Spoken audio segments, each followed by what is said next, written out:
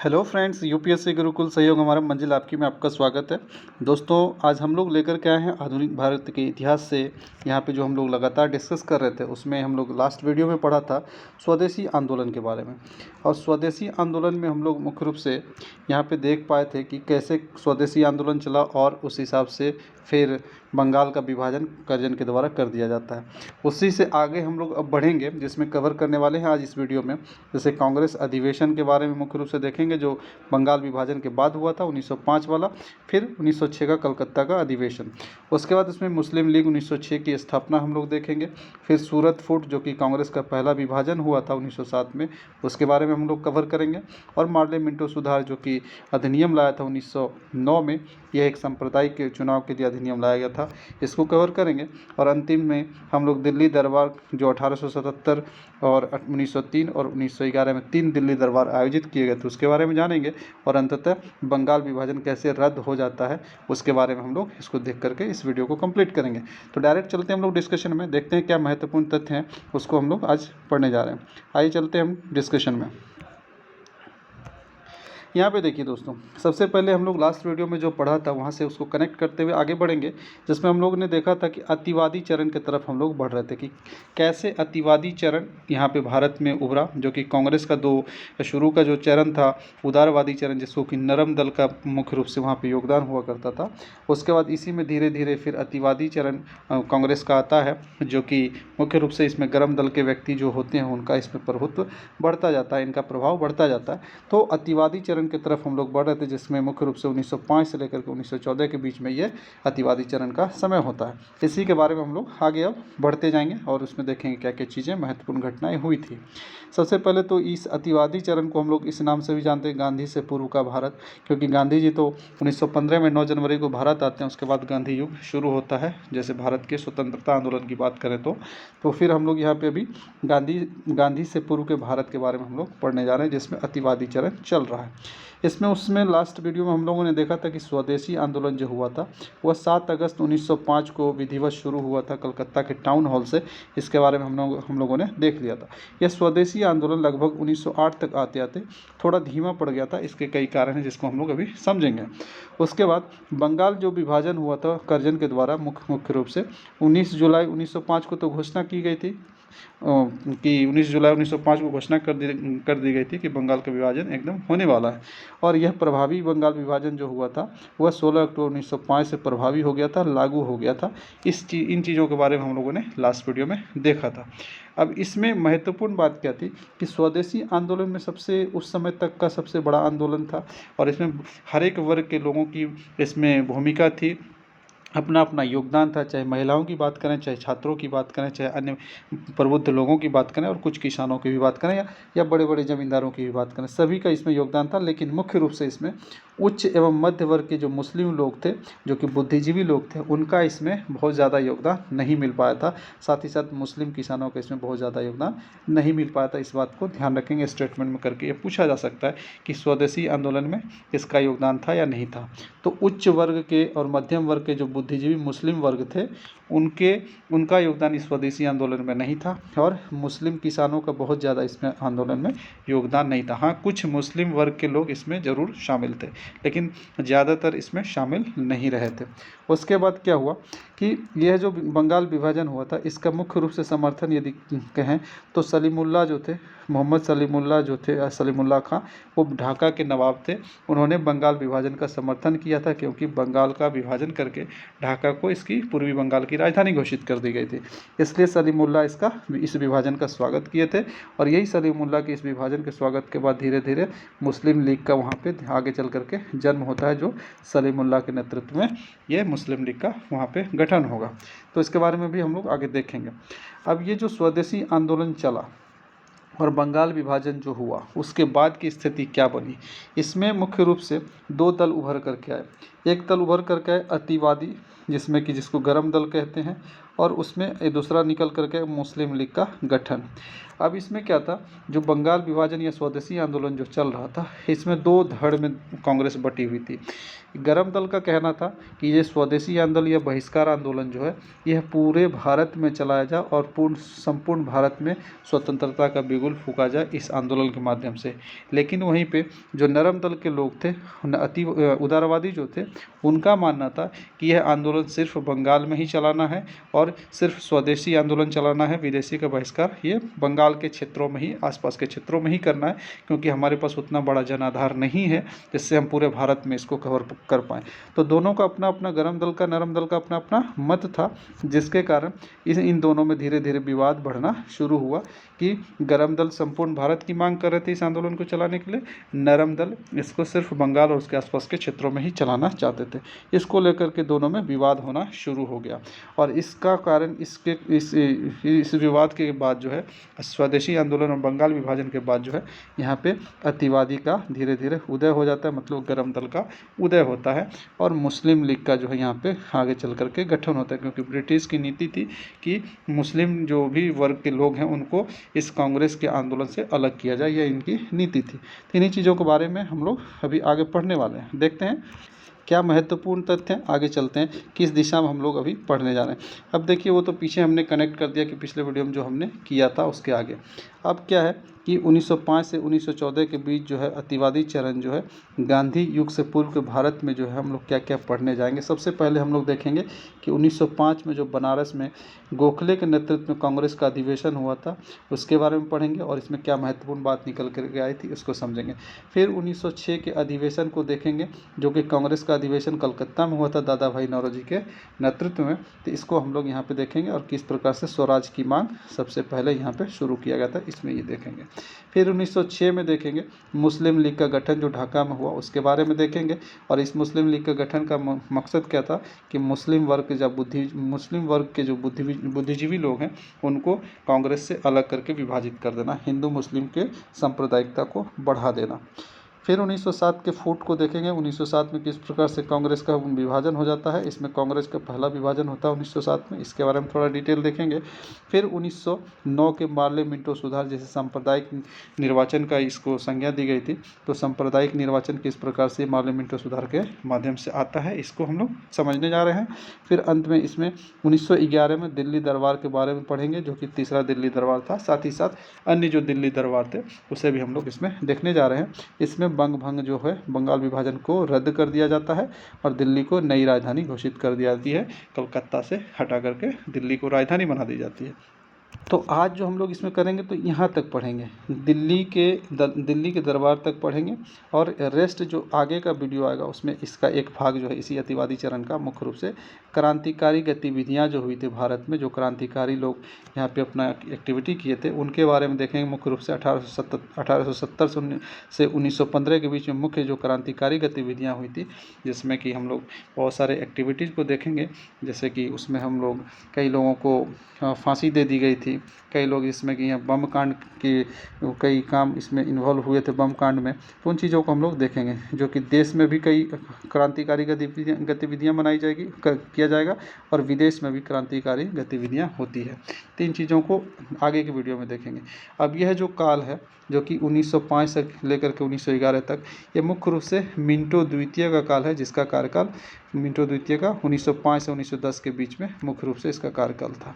फिर वहीं पे देखेंगे ये यहाँ तक का कार्यकाल है। उसके बाद यहाँ पर 1911 से जब देखेंगे जो कि दिल्ली दरबार है और आगे का क्रांतिकारी गतिविधियाँ, उसमें मुख्य रूप से कई व्यक्ति आएंगे जिसमें कि कर्जन का भी कुछ भूमिका होगा, मिंटो द्वितीय का भी होगा और मुख्य रूप से इसमें तृतीय दरबार के समय ये हार्डिंग द्वितीय 1910 से 16 के बीच में इसका कार्यकाल था।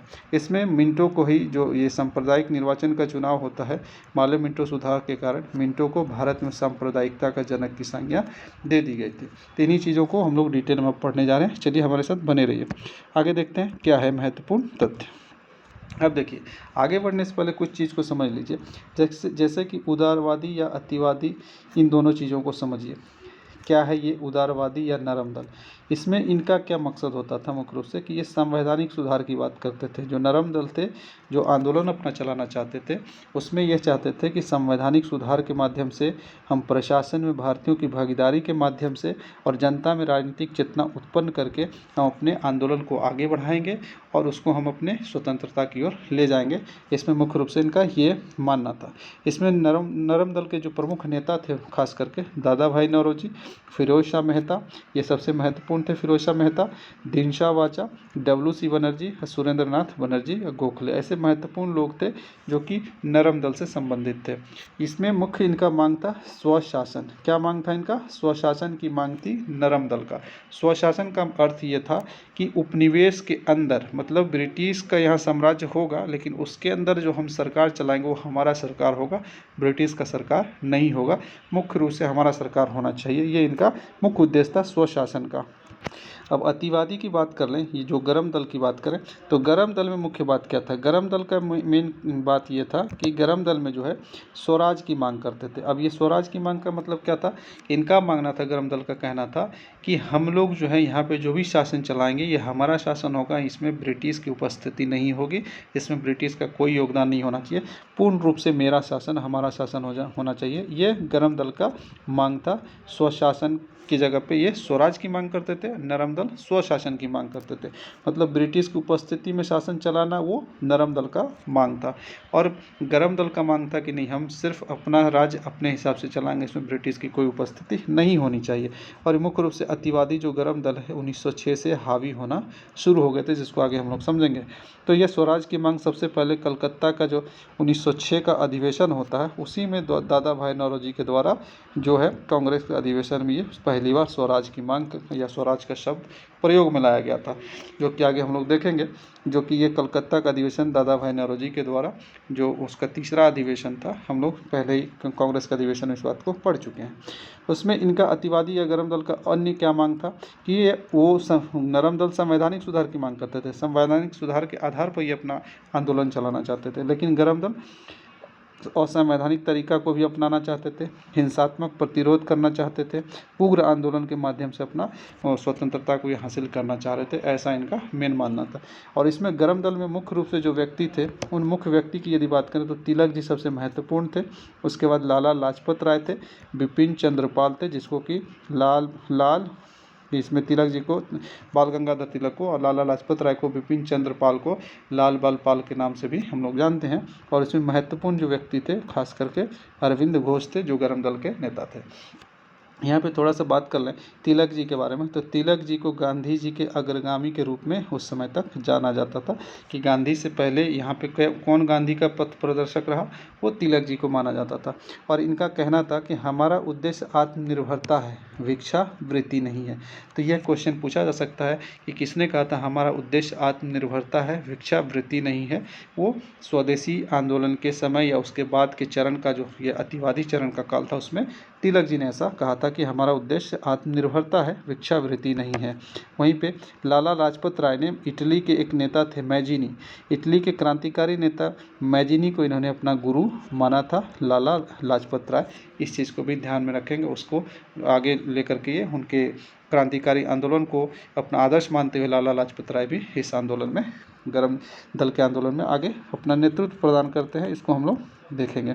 अब इसमें मुख्य बात क्या थी? गरम दल का जो मुख्य बात था, इसमें खास करके एक झलक निकल कर के आया था गरम दल के नेताओं में कि हिंदू राष्ट्रवादी हित की झलक इसमें मुख्य रूप से दिखती थी।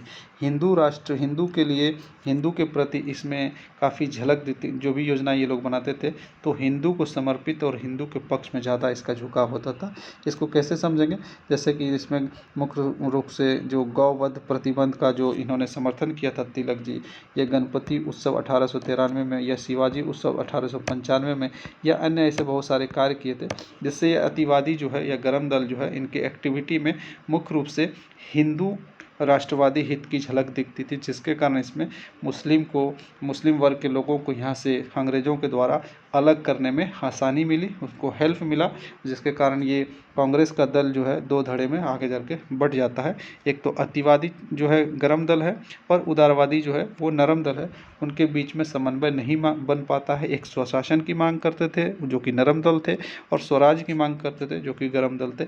इन दोनों मुद्दे को लेकर के ये जो है दोनों धड़ा आगे चल कर के 1907 में अलग हो जाते हैं, जिससे कमज़ोर पड़ जाता है यहाँ पे कांग्रेस। और साथ ही साथ इस बीच में क्या होता है, मुस्लिम लीग का भी गठन अंग्रेज़ों ने कर दे अंग्रेज़ों के सपोर्ट से सलीमुल्लाह खां के नेतृत्व में ये मुस्लिम लीग का गठन हो जाता है। आगे इसको देखेंगे। तो चलिए हम लोग आगे देखते हैं। फिर इसमें आएगा आपका दिल्ली दरबार, जो कि बहुत ही महत्वपूर्ण, उसको समझ लीजिए कि दिल्ली दरबार क्या था। सबसे पहले क्या हुआ था, 1876 में एक अधिनियम लाया गया था ब्रिटिश पार्लियामेंट के द्वारा, ब्रिटिश संसद के द्वारा एक अधिनियम लाया गया, राजसी उपाधि अधिनियम, जिसको कि रॉयल टाइटल एक्ट 1876 कहते हैं। रॉयल टाइटल एक्ट 1876 के नाम से जानते हैं, ये ब्रिटिश संसद ने लाया था।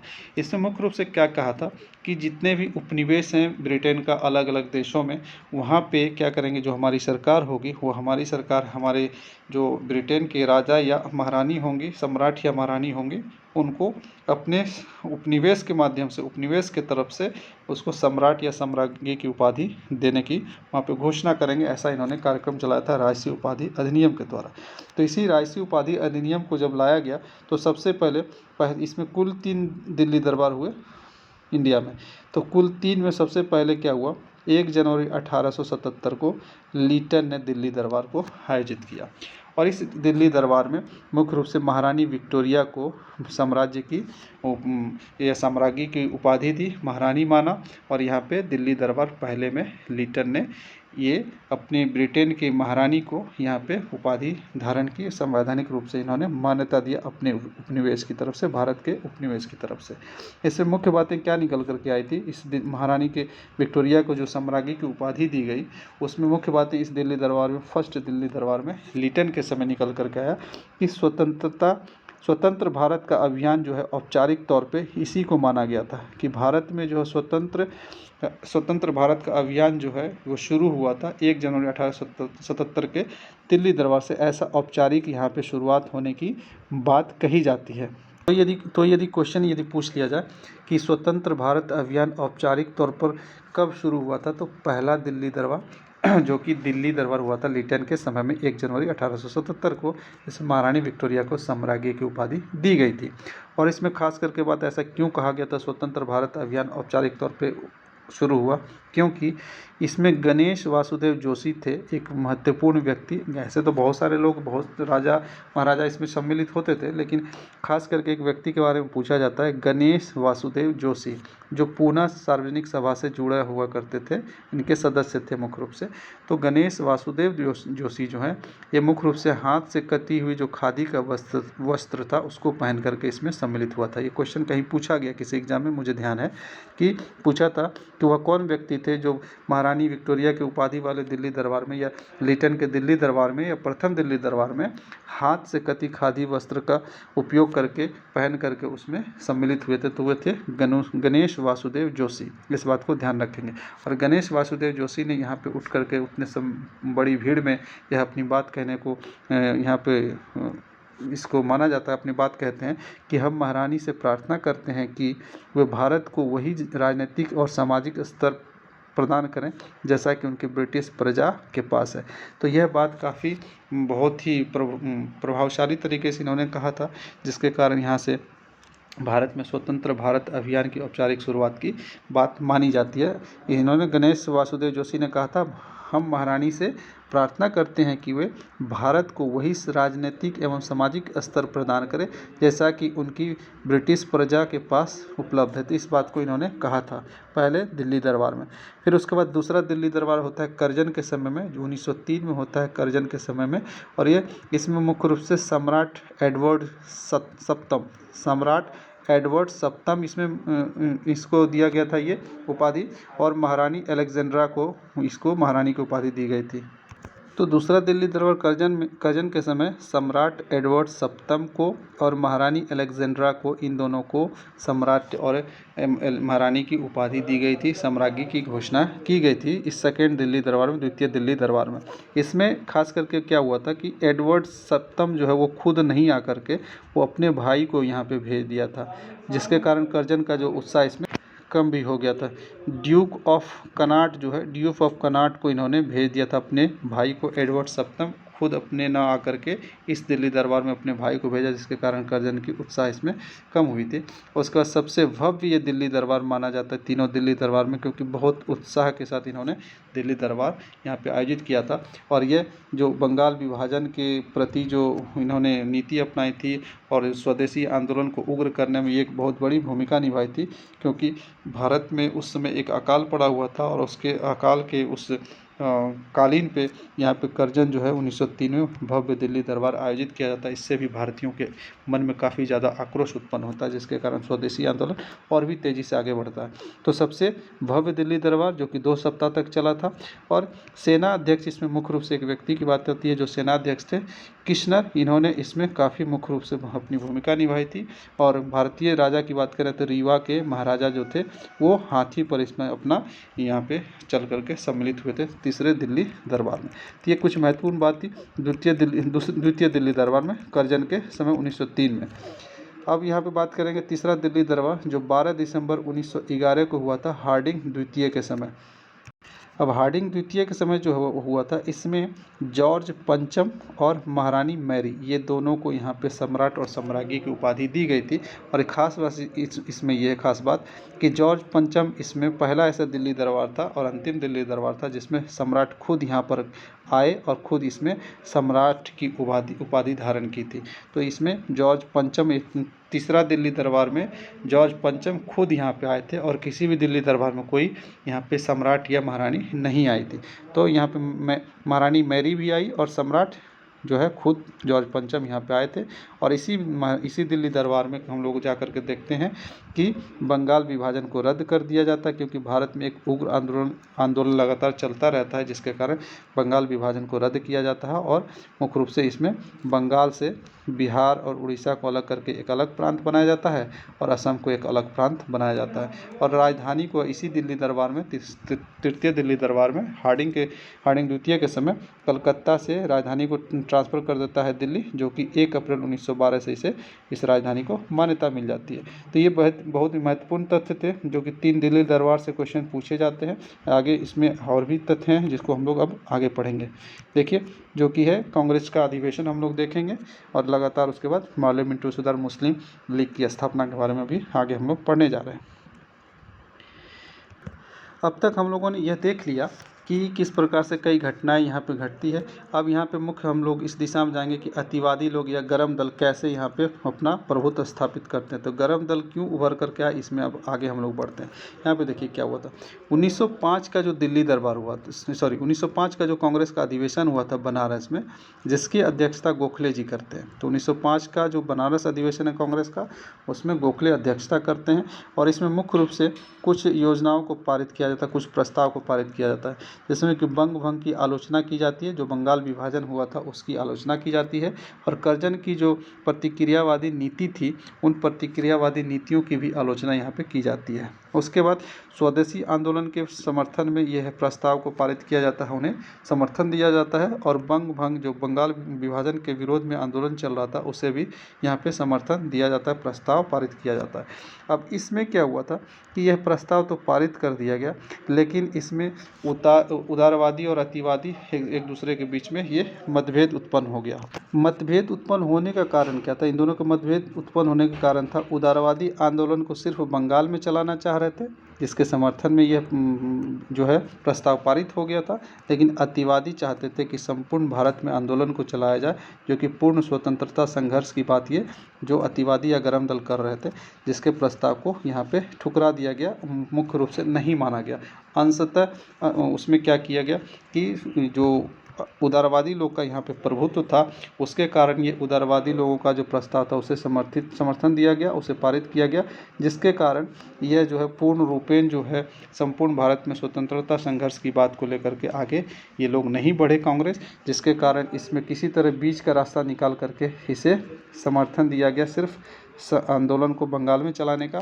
इस कारण इसे मध्यमार्गी प्रस्ताव भी इसे कहा जाता है। जो 1905 का बनारस का अधिवेशन था जिसमें गोखले ने अध्यक्षता की थी, उसमें जो प्रस्ताव पारित हुए थे वो मध्यमार्गी प्रस्ताव से कहा जाता है, क्योंकि पूर्ण रूप से न अतिवादी की बात मानी गई थी और न पूर्ण रूप से जो है उदारवादी की बात मानी गई थी। तो बीच का रास्ता निकाल करके इसे काम चलाया गया था, इसमें यहाँ पे विभाजन से बचा लिया गया था। उसके बाद यहाँ पे अतिवादी जो है यहाँ पे अपना जनाधार को काफ़ी धीरे धीरे आगे लेकर के बढ़ाते हैं और उदारवादी अपने जनाधार को उस स्तर तक नहीं ले जा पाते हैं। तो ये अतिवादी का मुख्य सफलता था कि जो इसके समर्थन में काफ़ी लोग आगे निकल करके आए थे, जो कि जन आधार इसमें बढ़ा। इसमें मुख्य रूप से तिलक जी जो थे वो स्वराज की बात करते थे, स्वराज स्थापित करने की बात करते थे और सीमित शासन की बात करते थे। यहाँ पे अतिवादी जो मुख्य रूप से है तिलक और अरविंद घोष, इन दोनों की नीति में भी थोड़ा सा अंतर था। तिलक का नीति था कि स्वराज की बात करते थे और सीमित स्वशासन की बात करते थे, लेकिन विदेशी जो यहाँ पे अरविंद घोष थे उनका स्वशासन का मतलब था कि विदेशी शासन से संपूर्ण स्वतंत्रता। तो दोनों स्वराज की बात करते थे, लेकिन दोनों के स्वराज में अंतर था। ये सीमित शासन की बात करते थे कि अंग्रेज भी रहे और हमारा भी शासन चले, वो तिलक जी चाहते थे। लेकिन अरविंद घोष लास्ट में क्या किए, इनका मुख्य उद्देश्य था विदेशी शासन से पूर्ण स्वतंत्रता, जो कि ये दोनों के आपस में थोड़ा सा अंतर भी रहते हुए भी फिर भी अपने संगठन को, गरम दल के संगठन को आगे लेकर के जाते हैं। अन्य महत्वपूर्ण तथ्य जो इसके बाद 1906 में अधिवेशन देखेंगे, वहाँ पे देखते हैं कुछ महत्वपूर्ण तथ्य निकल करके आएंगे, जिससे इसके विभाजन को आगे हम लोग समझ पाएंगे। यहाँ पे देखिए 1906 का जो अधिवेशन हुआ कलकत्ता में, ये कलकत्ता के अधिवेशन में दादा भाई नौरोजी ने अध्यक्षता की थी, जो कि तीसरी बार इनकी अध्यक्षता की थी, और ये कांग्रेस का 22वां अधिवेशन था। इस बात को हम लोग जानते हैं। दूसरा और नम्मा, ये दूसरा नंबर का अधिवेशन, नम्मा नंबर का अधिवेशन और 22वां नंबर का अधिवेशन 3 बार दादा भाई नौरोजी ने अध्यक्षता किया था, ऐसा हम लोग जानते हैं। और इस कलकत्ता अधिवेशन 1906 में ही स्वराज शब्द का सबसे पहली बार प्रयोग यहाँ पर किया गया, जो कि सर्वप्रथम यह प्रयोग माना जाता है। और उसके बाद इसमें मुख्य रूप से स्वशासन, स्वदेशी आंदोलन और बहिष्कार आंदोलन, इसके साथ साथ राष्ट्रीय शिक्षा को, इसमें चारों कुछ महत्वपूर्ण प्रस्ताव लाए गए थे। जो स्वशासन की बात करते थे, स्वशासन आंदोलन को, इसमें प्रस्ताव को पारित किया गया था। स्वदेशी आंदोलन के प्रस्ताव को भी पारित किया गया था। बहिष्कार आंदोलन के प्रस्ताव को भी पारित किया गया था और राष्ट्रीय शिक्षा के मुद्दे को भी यहाँ पे पारित किया गया था। ये 4 महत्वपूर्ण प्रस्ताव लाए गए थे, लेकिन यह जो सारे प्रस्ताव थे यह उतना स्पष्ट नहीं था, अस्पष्ट था। इसमें उदारवादी अतिवादी एक दूसरे को सही से समझ नहीं पाए, और उदारवादी जो इसमें प्रस्ताव पारित किए हुआ अतिवादी जो गरम दल थे उनको इसमें समझा नहीं पाए, जिसके कारण इन दोनों में मतभेद बढ़ जाता है। और यह एक इसका मेन मुख्य कारण बनता है उपनिवेश के अंदर शासन की बात करना। मतलब इसमें निकल कर क्या था, जो स्वराज की बात कर रहे थे, ये 4 प्रस्ताव निकालने के बाद जो अस्पष्ट था, समझा नहीं जा पा रहा था, उसको फिर स्वराज की बात यहाँ पर निकल कर के लाता है। जो ये स्वराज इस प्रकार से बताया जाता है कि ऐसा स्वराज है जिसमें उपनिवेश के अंदर शासन को हमें चलाना है, जिसके कारण यह नरम दल और गरम दल में विवाद पूरा शुरू हो जाता है और इसे सुलझा नहीं पाते हैं। लेकिन फिर क्या होता, उदारवादी लोग जो है, जो उसमें खास करके रास बिहारी घोष थे, और अतिवादी में मुख्य रूप से जो तिलक जी और लाला लाजपत राय थे, इन दोनों के पक्ष में क्या होता है, अपना अपना समर्थन देते हैं अध्यक्षता के लिए। उदारवादी कहते हैं कि रास बिहारी घोष को इसमें अध्यक्षता के लिए चुना जाए, और अतिवादी जो गरम दल है वो लोग कहते हैं कि या तो तिलक जी को या लाला लाजपत राय को अध्यक्ष बना जाए। लेकिन इन दोनों को अध्यक्ष न बना करके बीच का रास्ता निकाला जाता है, जिसमें दादा भाई नौरोजी को मौका मिलता है कलकत्ता के अधिवेशन में अध्यक्षता करने का। तो इसमें खास करके जो अतिवादी लोगों की लोकप्रियता है काफ़ी बढ़ जाती है, क्योंकि जो प्रस्ताव पारित किए गए तो उस प्रस्ताव को जस्टिफाई नहीं कर पा रहे थे उदारवादी लोग, नरम दल के लोग। इसलिए अतिवादी या गरम दल के लोग जो थे उनके पक्ष में काफ़ी लोकप्रियता बढ़ जाती है, और यह उपनिवेश के अंदर शासन चलाने की जो बात ये लोग कह देते हैं नरम दल, उसके कारण इसमें विवाद पूरा शुरू हो जाता है। और यहाँ पे एक चीज़ ध्यान रखेंगे मुख्य रूप से कि ब्रिटिश भी यह चाहते थे कि इन दोनों के बीच में एकता न बनी रहे। तो ब्रिटिश भी जो है काउंसिल सुधार के नाम पर क्या करते थे, काफ़ी लोभ दिया करते थे नरम दल के लोगों को, और नरम दल के लोग समझते थे कि हमारे लिए संवैधानिक सुधार की बात ब्रिटिश कर रही है। लेकिन ब्रिटिश का मेन मकसद था उदारवादी और अतिवादी को अलग करना। तो यह काउंसिल सुधार के माध्यम से इसको अलग करना चाहते थे, जिसमें उदारवादी को अतिवादी से मतलब नरम दल को गरम दल से अलग करने की मंशा से कई संवैधानिक सुधार की बात लगातार ब्रिटिश करते थे, जो कि आगे देखेंगे मार्ले मिंटो का सुधार, जिसके कारण इसमें सांप्रदायिक चुनाव की बात आती है और ये दोनों आपस में और भी टूट करके आगे बढ़ चले जाते हैं। तो यहाँ पे देखेंगे ये तो दो अधिवेशन था जिसमें कि एक अतिवादी और उदारवादी के बीच में क्यों मतभेद बढ़ता गया, क्योंकि प्रस्ताव था, एक चाहते थे पूर्ण स्वतंत्रता की बात, संपूर्ण भारत में आंदोलन की बात और राष्ट्रीय शिक्षा को बढ़ावा देने की बात, लेकिन ये अतिवादी के बातों को उदारवादी नहीं मानते हैं। तो आगे चलते हैं। इसके बाद हम लोग देखेंगे महत्वपूर्ण बात, जैसे मुस्लिम लीग की स्थापना हो जाती है कैसे, क्योंकि यहाँ पे ब्रिटिश चाहते थे कि मुस्लिम का एक बड़ा तबका कांग्रेस के आंदोलन से अलग हो जाए। तो मुस्लिम लीग की यहाँ पे बात कर लेते हैं कैसे अलग यहाँ पे स्थापित होता है। एक्चुअली मुस्लिम लीग की जो स्थापना है 1906 में हुआ था।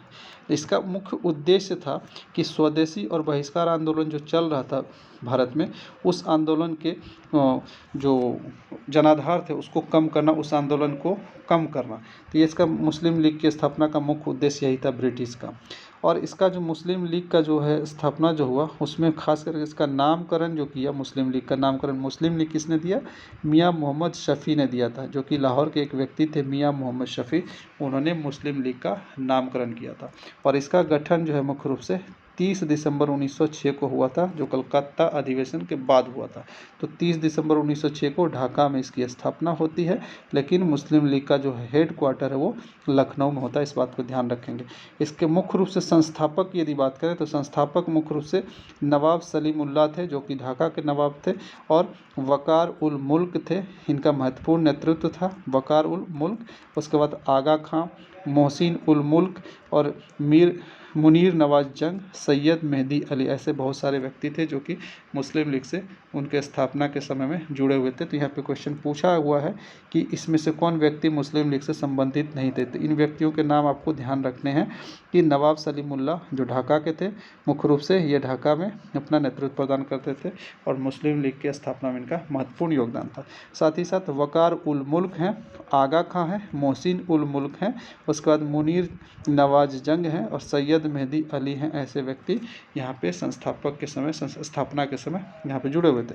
अब यहाँ पे दो बात ध्यान रखेंगे, क्या कि संस्थापक अध्यक्ष जो संस्थापक अध्यक्ष थे उसे नवाब सलीमुल्लाह को माना गया संस्थापक अध्यक्ष, लेकिन जब विधिवत मुस्लिम लीग की पहली अध्यक्षता की बात की जाती है, जो मुस्लिम लीग का पहला जो अधिवेशन हुआ उसमें पहली बार जो अध्यक्षता किया था वो वकार उल मुल्क। तो पहला अध्यक्ष वकार उल मुल्क होते हैं विधिवत, जो मुस्लिम लीग का अधिवेशन होता उसमें, लेकिन संस्थापना के समय जो स्थापना हुआ था तो संस्थापक अध्यक्ष की बात करेंगे तब नवाब सलीमुल्लाह इसके अध्यक्ष थे। इन दोनों बातों को ध्यान रखना है।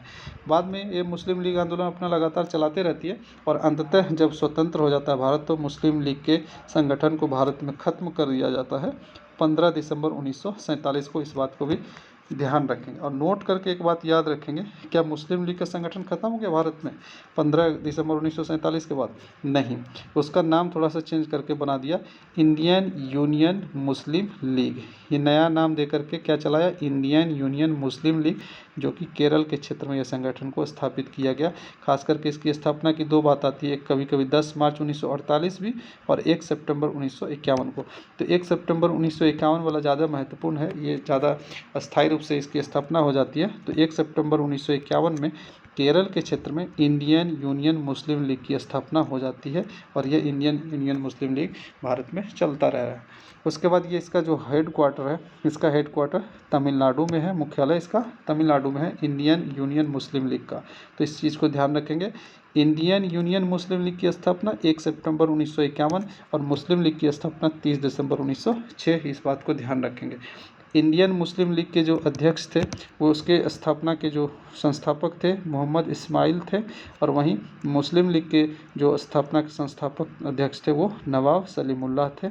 इस बात को ध्यान रखना है। तो ये मुस्लिम लीग से जुड़े कुछ महत्वपूर्ण तथ्य थे जिसके आधार पे एक मुस्लिम वर्ग के लोगों को स्वतंत्रता आंदोलन के उस ग्रुप से, कांग्रेस के उस ग्रुप से इसे अलग करने के लिए स्थापित किया गया था। इस बात को ध्यान रखेंगे। अन्य बातों पे चलते हैं जो महत्वपूर्ण है आपके एग्जाम पॉइंट ऑफ व्यू से। इन तमाम बातों के होते हुए अब क्या होता है, कांग्रेस का जो अधिवेशन अब चलता है जो कि कलकत्ता, उधर बनारस में 1905 में हुआ, कलकत्ता में 1906 में हुआ। उसके बाद उधर मुस्लिम लीग का भी गठन हो जाता है, और अंत में जो सूरत में अधिवेशन होता है, इस सूरत में अधिवेशन में कांग्रेस 2 धड़ों में बंट जाता है। कैसे बढ़ता है, सबसे पहले जानिए कि कांग्रेस का जो 1907 का अधिवेशन होता है यह 23वां अधिवेशन था। 26 दिसंबर 1907 को यह अधिवेशन बुलाया गया था, और यह ताप्ती नदी जो है, इस ताप्ती नदी के किनारे गुजरात में सूरत में यह ताप्ती नदी के किनारे यह अधिवेशन हुआ था। अब इसमें मुख्य बातें क्या थी इसको समझिए। कांग्रेस के जो सूरत का अधिवेशन था इसमें गरम दल के लोग जो थे वो चाहते थे कि यह अधिवेशन नागपुर में हो, और इस नागपुर में अध्यक्षता या तो तिलक जी को मिले या लाला लाजपत राय को मिले, ये इनका मुख्य मांग था गरम दल का। वहीं जो नरम दल थे उनका मांग था कि ये हालांकि हावी थे, इनका समर्थन ज़्यादा होता था, इनका जनाधार उस समय तक काफ़ी ज़्यादा था, प्रभाव ज़्यादा था कांग्रेस में, इसलिए इनका मानना था कि सूरत में अधिवेशन हो और इसके अध्यक्ष रास बिहारी घोष को बनाया जाए। अंततः रास बिहारी घोष को ही अध्यक्ष बना दिया जाता है, जिसके कारण इसमें मुख्य रूप से इस बार समझौता का कोई महत्व नहीं रहता, समझौता का कोई गुंजाइश नहीं बचता है, क्योंकि जो मुद्दा इसमें मुख्य रूप से उभर करके आया था सूरत अधिवेशन का, इसको कहते हैं सूरत फुट भी कहते हैं।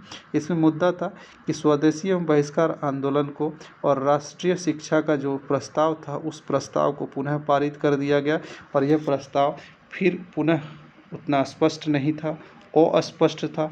अध्यक्षता को लेकर के यहाँ पे मतभेद शुरू हो गया और स्थान को लेकर के मतभेद शुरू हो गया। इन तमाम चीज़ों को देखते हुए और पीछे के तमाम गतिविधियों को होते हुए यहाँ पे यह अंततः कांग्रेस का जो है विभाजन हो जाता है, जिसको हम लोग जानते हैं सूरत फूट के नाम से कांग्रेस का पहला विभाजन हो जाता है। और ये स्वशासन की मांग कर रहे थे, और वहाँ पे ये मांग कर रहे थे स्वराज की मांग कर रहे थे। गरम दल स्वराज की मांग करते थे और नरम दल स्वशासन की मांग करते थे। और स्वशासन का मतलब होता है उपनिवेश के अंदर, मतलब ब्रिटेन का साम्राज्य यहाँ होते हुए हम अपना शासन चलाएंगे।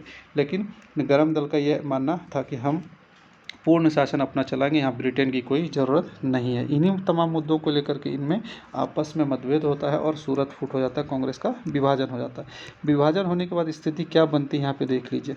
सूरत फूट के बाद जो है होता क्या है, इसमें मुख्य रूप से ब्रिटिश जो है वो काफ़ी दमनात्मक कानून लेकर के आए और तमाम लोगों को गिरफ्तार करना शुरू किया, देश से बाहर निकलना शुरू किया। उसमें महत्वपूर्ण व्यक्ति हैं तिलक जी। तिलक जी को गिरफ्तार कर लिया गया 1908 में, और गिरफ्तार करके मांडले जेल बर्मा में इन्हें भेज दिया गया। और वहीं बर्मा में जाकर के ये मांडले जेल में जब 6 साल रहते हैं जेल में, उसी समय में एक अपनी पुस्तक इन्होंने लिखी थी गीता रहस्य, इस बात को याद रखेंगे। और अरविंद घोष की यदि बात करें जो गरम दल के नेता थे, वो क्या होता है अरविंद घोष, ये 1904 में जेल से बाहर आते हैं। जेल से बाहर आते हैं 1909 में, 4 में नहीं 1909 में जेल से बाहर आते हैं, और ये पौंडीचेरी चले जाते हैं। जेल से आने के बाद पौंडीचेरी चले जाते हैं, वहीं पे अपना धर्म का काम चलाते हैं। धर्म से ये काफ़ी जुड़ जाते हैं, और साथ ही साथ उसने भवानी मंदिर पुस्तक और क्या है भवानी मंदिर पुस्तक और वंदे मातरम पुस्तक ये लिखते हैं। कौन? ये पौंडीचेरी जा करके अरविंद घोष। बिपिन चंद्र पाल जो है मुख्य रूप से जो गरम दल के नेता थे, बिपिन चंद्र पाल, ये और अरविंद घोष दोनों संन्यास ले लेते हैं अंततः, और ये अरविंद घोष चले जाते हैं पौंडीचेरी, और बिपिन चंद्र पाल जो है ये भी संन्यास लेकर के अपनी अलग एक्टिविटी में लग जाते हैं। साथ ही साथ लाला लाजपत राय जो थे ये भी अपना जो है संन्यास लेकर के फिर अंततः विदेश चले जाते हैं, अमेरिका 1909 में। जिसके कारण क्या होता है, ये गरम दल का जो धड़ है, ये अतिवादी लोग का जो ग्रुप है वो कमज़ोर पड़ जाता है 1908-9 के आसपास में। ये सूरत विभाजन के बाद ऐसी स्थिति बन जाती है कि तिलक जी चले गए जेल, उन्होंने लिखा गीता रहस्य। अरविंद घोष चले गए जेल और निकल कर के आए 1909 में बाहर। तो पांडिचेरी चले गए, धर्म के काम से जुड़ गए और उन्होंने पुस्तक लिखा भवानी मंदिर और वंदे मातरम। और बिपिन चंद्रपाल भी है, एक्टिव राजनीति से संन्यास ले लेते हैं, सक्रिय राजनीति से संन्यास लेते हैं। लाला लाजपत राय विदेश चले जाते हैं 1909 में, जिसके कारण यह धड़ा गरम दल कमज़ोर पड़ गया।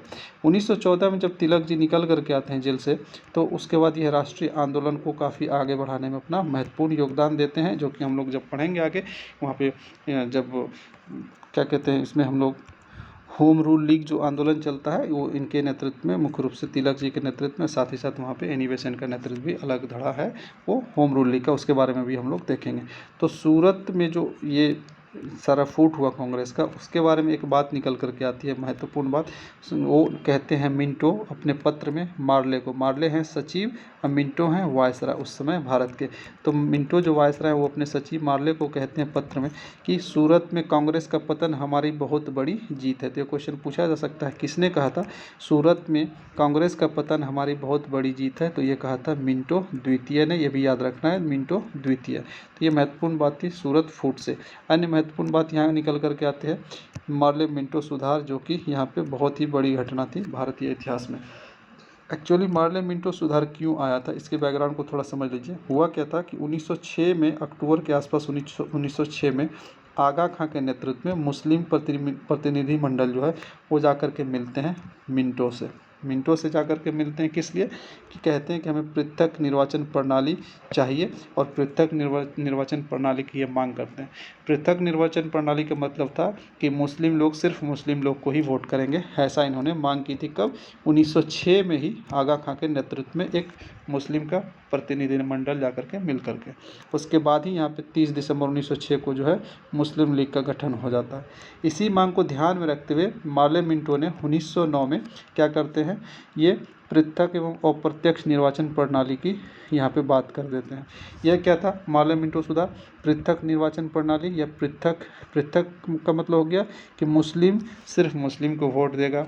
अप्रत्यक्ष निर्वाचन प्रणाली का मतलब क्या हो गया? अप्रत्यक्ष मतलब होता था कि डायरेक्ट जो नेता चुन करके आते थे प्रांतीय विधान परिषद में या केंद्रीय विधान परिषद में, वह डायरेक्ट चुन करके नहीं आते थे। वो आते थे, होता क्या था, पहले लोकल स्तर पे चुनते थे कुछ प्रतिनिधि को।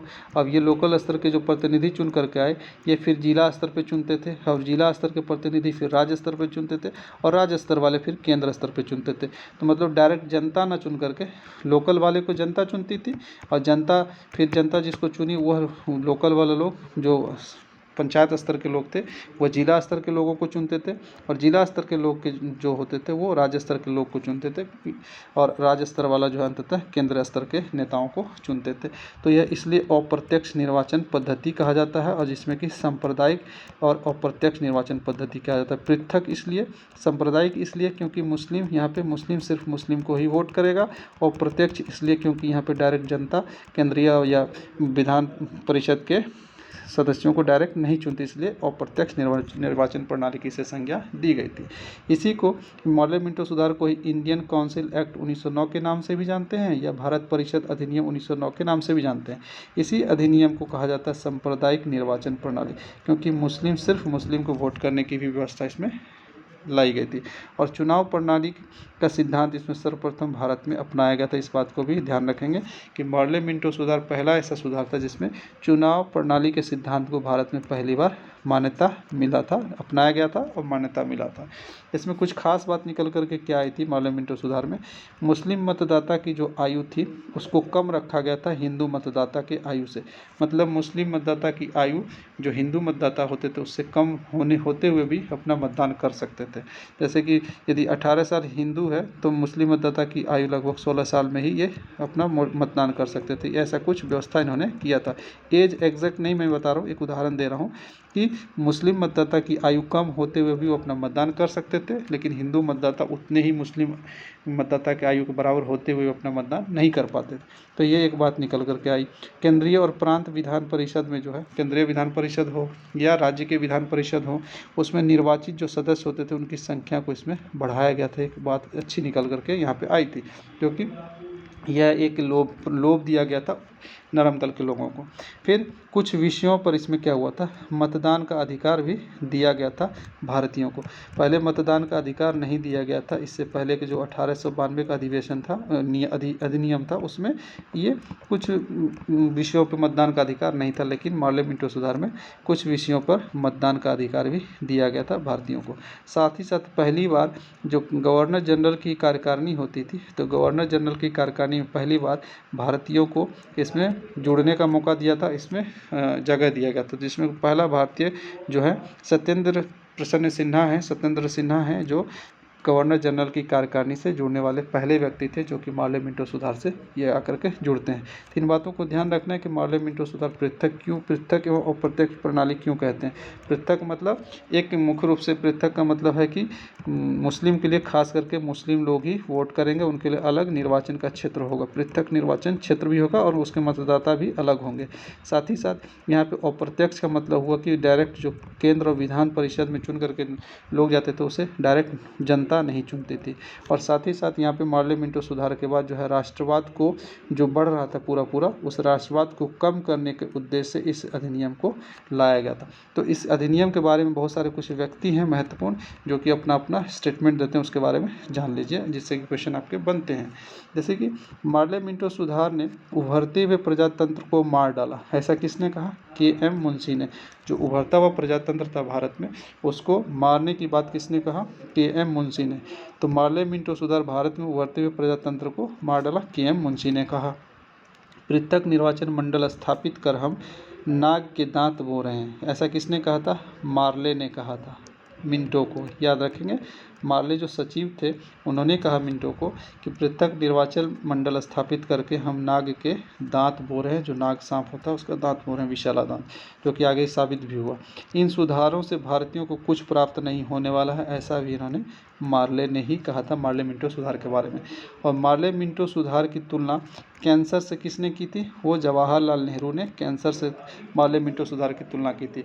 और हमारा सर्वनाश कर दिया, मार्ले मिंटो सुधार के बारे में क्या कहा, हमारा सर्वनाश कर दिया, किसने कहा, महात्मा गांधी ने ऐसा कहा था, हमारा सर्वनाश कर दिया। तो ये कुछ महत्वपूर्ण तथ्य थे मार्ले मिंटो सुधार से संबंधित। अन्य बात को देख लेते हैं, जो अंततः यहाँ पे हम लोग इस वीडियो को खत्म करेंगे, कि हार्डिंग द्वितीय के समय में, जिसका कार्यकाल 1910 से 16 तक था, उसके कार्यकाल में 12 दिसंबर 1911 को थर्ड दिल्ली दरबार आयोजित किया जाता है, जिसमें एकमात्र सम्राट यहाँ पे भारत में आए थे और सम्राट की उपाधि धारण की थी। साथ ही साथ इनके साथ में जो उस समय आए थे, जॉर्ज पंचम मुख्य रूप से थे, और महारानी मैरी थी, जो कि यहाँ पे आई अपना उपाधि धारण की। इसमें खास बात निकल कर गया कि बंगाल विभाजन को रद्द कर दिया गया और बंगाल से बिहार उड़ीसा को निकाल करके अलग प्रांत बनाया, असम को भी एक अलग प्रांत बना दिया गया, और दिल्ली को राजधानी बना दिया गया, जिसको 1 अप्रैल 1912 से मान्यता मिल जाती।